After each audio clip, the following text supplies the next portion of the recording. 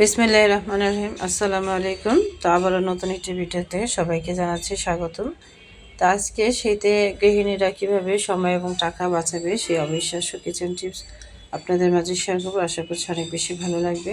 তো স্কিপ না করে পুরো ভিডিওটি দেখার অনুরোধ রইল। তো আমার প্রথম টিপসটা হচ্ছে, তো দেখুন নিজের হাতে কীভাবে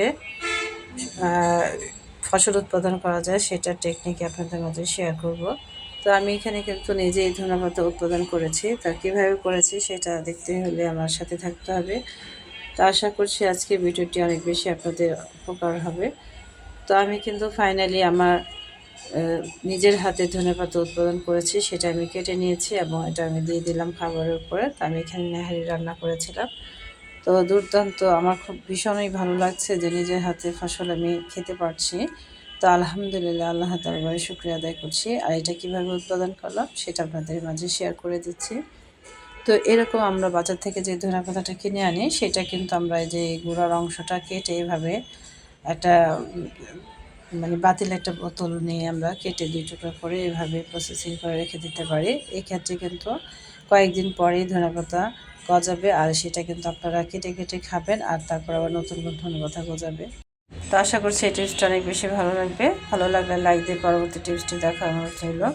তো এইখানে আমি আরেকটা যে আমাদের মাস্ক থাকে সেটা কিন্তু ইনটেকে আছে, এটা ব্যবহার করা হয় না, এটা এখন ব্যবহার করা হচ্ছে না। তো আমি এটাকে ফেলে না দিয়ে একটা ভীষণ চমৎকার কাজে লাগাতে পারি। তো আমার সাথে থাকুন। তো দেখুন অনেক সময় দেখা যায় মোবাইল হ্যাঙ্গিং করে কিন্তু অনেক সময় চার্জ দিতে পারি না। তো সেই ক্ষেত্রে কিন্তু আপনারা চাইলে এরকম মাস্ক আপনারা ব্যবহার করতে পারেন। তো দেখুন দারুণ টেকনিক। তো আপনারা চাইলে ফেলে দেওয়া জিনিস দিয়েও কিন্তু গুরুত্বপূর্ণ কাজে ব্যবহার করতে পারেন। তো আশা করছি এই টিপসটি ভালো লাগবে। তো আমি চলে যাচ্ছি আমার পরবর্তী টিপসে। তো এইখানে আমি কিছু তেজপাতা নিয়ে নিয়েছি। তো আমাদের যখন এরকম তেজপাতা অনেকগুলো করে নিয়ে আসে সেটা কিন্তু সুন্দর করে আমরা প্রসেসিং করে রেখে দিই, তাহলে কিন্তু তো এই ক্ষেত্রে আমাদের রান্নার সময় কিন্তু আমরা দ্রুত রান্নাটা সেরে ফেলতে পারি। আমাদের সময়টা বেঁচে যায় এবং আমরা কিন্তু সেই সময়টা অন্য কাজে ব্যবহার করতে পারবো। তো দেখুন কি সুন্দর করে আমি এগুলো প্রসেসিং করে কেটে নিয়েছি এবং একটা বক্সে এভাবে রেখে দিব। এটা চাইলে আপনারা নর্মালি রাখতে পারেন অথবা ফ্রিজেও নর্মাল চেম্বারে রেখে দিতে পারেন। আর দেখুন কত ময়লা এটার ভিতরে ছিল, আমি ফেলে দিলাম। তো আপনাদের কিন্তু সময়টা অনেক দ্রুত বেঁচে যাবে। এই টিপসটি ফলো করে আপনারা অনেক বেশি উপকৃত হবেন। তো আমি আমার পরবর্তী টিপসগুলোতে চলে যাচ্ছি। আশা করছি ধৈর্য সহকারে আমার সাথেই থাকবেন এবং একটা লাইক দিয়ে পুরো ভিডিওটি দেখার অনুরোধ রইল। আর যদি কোনো নতুন আপু আজকে জয়েন করে থাকেন, তাহলে যদি আমার দেখানো কোনো টিপস ভালো লেগে থাকে তাহলে সাবস্ক্রাইব করে আমার পাশেই থেকে যেতে পারেন। তো আমার পরবর্তী টিপসটি হচ্ছে, তো অনেক সময় দেখা যায় আমরা অনেক বেশি করে হলুদ মরিচের গুঁড়া নিয়ে আসি।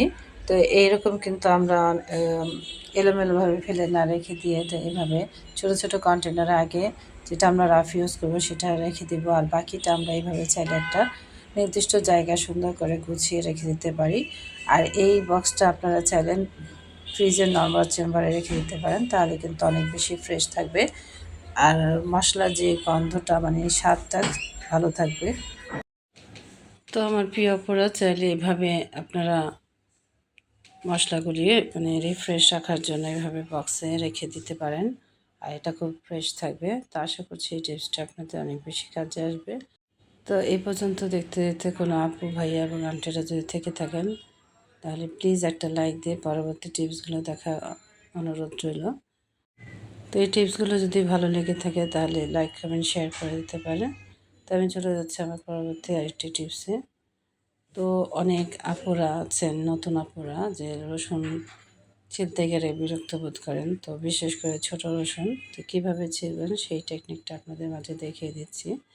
তো হয়তো অনেক আপুরাই জানেন, আর যারা জানেন তো জানেন, যারা জানেন না তাদের জন্য টিপসটি শেয়ার করছি। আশা করছি অনেক বেশি উপকৃত হবেন। তো দেখুন এভাবে দুই পাশ দিয়ে একটু কেটে তারপরে একটু একটা পুঁতা দিয়ে একটু থেতো করে নিলে কিন্তু অতি সহজেই এই রসুনগুলো এভাবে ছাড়িয়ে নেওয়া যায়। সংসারের কাজ দ্রুত করার জন্য এই টিপসটা আপনারা ফলো করতে পারেন, এ থেকে অনেক বেশি উপকৃত হবেন। তো আমি চলে যাচ্ছি আমার আরেকটি গুরুত্বপূর্ণ টিপসে। তো আমরা অনেক সময় দেখা যায় জিরা সবাই খাই, তবে যেহেতু জিরার দাম বেশি তো সেই ক্ষেত্রে একটা টেকনিক অবলম্বন করলে আপনারা কিন্তু মানে খুব সাশ্রয়ীভাবে জিরা ব্যবহার করতে পারেন। তো আমি 3টা টিপস আপনাদের শেয়ার করব। তো প্রথম 2টা টিপস দেখিয়ে দিচ্ছি 6 নম্বরে, আর পরবর্তী টিপসটি থাকবে 7 নম্বরে। তো আশা করছি ধৈর্য সহকারে দেখবেন। তো এভাবে কিন্তু জিরাটা আমি 3 ভাগ করে নিচ্ছি 100 গ্রাম জিরা। তো প্রথম ভাগটা আমি এভাবে শুকনো রেখে দেব। আর দ্বিতীয় ভাগটা আমি একটু ভেজে নিয়েছি, আর এটা আমি একটু হালকা লবণ দিয়ে এটা গুঁড়ো করে নেব। তো এইভাবে ব্লেন্ডারে গুঁড়ো করে আর একটা এয়ারটাইট কাচের বক্সে বা বয়ামে রেখে দিতে পারেন। এইভাবে কিন্তু অনেকটা ফ্রেশ থাকে। তো আশা করছি এই টিপসটা অনেক বেশি ভালো লাগবে। তো আমি চলে যাচ্ছি আমার পরবর্তী 7 নম্বর টিপসে।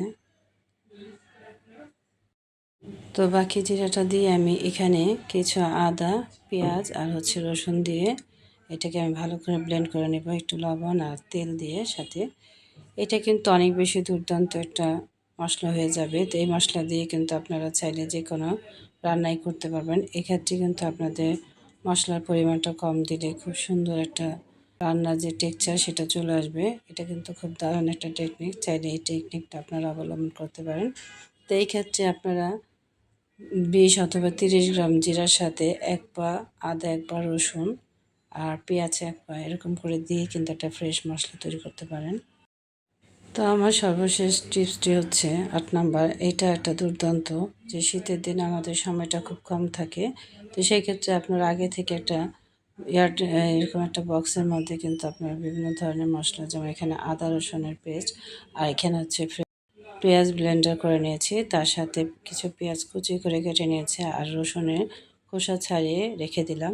তো এরকম একটা বক্সে যদি আপনারা অর্গানাইজেশন করে রেখে দেন নর্মাল ফ্রিজে, আর যেহেতু এখন শীতকাল তার মশলা তেমন নষ্ট হবে না, তা আপনাদের কিন্তু সময়টা খুব কম লাগবে। আশা করছি এই অবিশ্বাস্য টিপসগুলো আপনাদের অনেক বেশি কাজে আসবে। এই শীতে সব গৃহিণীরাই নতুন পুরাতন এই টিপসগুলো জেনে থাকলে অনেক বেশি উপকৃত হবেন। তো আজকে এই পর্যন্ত, আবার দেখা হবে নতুন কোনো ভিডিওতে। সে পর্যন্ত সবাই ভালো থাকবেন। আল্লাহ হাফিজ।